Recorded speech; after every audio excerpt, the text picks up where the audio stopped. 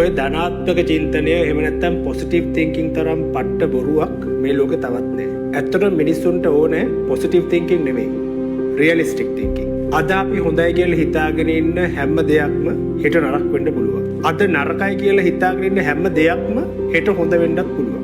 ඒ හින්දා ජීවිතේ සිද්ධ වෙන දේවල් වලට හොඳයි නරකයි කියලා ලේබල් ගහගෙන ඉන්න එක මාර මෝඩකම. ධනාත්මක චින්තනය කියන්නේ බොරුවක්ද?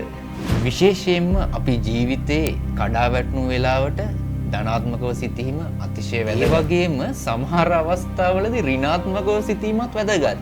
මොකද අපි හැම වෙලේම ධනාත්මක හිතලා ඒ පිළිබඳව අවධානය යොමු කරුවොත් වෙන්න පුළුවන් ඍණාත්මක දේවල් ඇත්තටම වෙලා අපි කඩාගෙන වැටෙන්නත් පුළුවන්.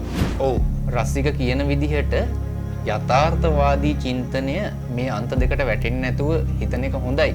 හැබැයි අපි හැම වෙලෙම යථාර්ථවාදීවම හිතන්න ගත්තොත් අපිට අඩියක් ඉස්සරහට යන්න තියෙන chance එක අඩු වෙන්න පුළුවන්. මොකද අපිට දෙයක් ළඟා කරගන්න තියෙන motivation එක අඩු වීම නිසා. හැබැයි මේ ධනාත්මක චින්තනය, ඍණාත්මක චින්තනය, යථාර්ථවාදී චින්තනයට අමතරව තව චින්තන ක්‍රමයක් තියෙනවා අපිට ප්‍රැක්ටිස් කරන්න පුළුවන් නම්. ඒ තමා තාර්ක චින්තනය නැත්නම් rational thinking. අපිට කොච්චරක් අපේ හැඟීම් සම්බන්ධ කරගන්න නැතුව දෙයක් දිහා දත්ත මත පදනම්ව බලන්න පුළුවන්ද? ඇත්තටම අපිට ඒ වගේ හිතන්න පුළුවන් නම් ඉතාමත් උත්තම. ඔයා මොකද හිතන්නේ? පහලින් කමෙන්ට් කරන්න.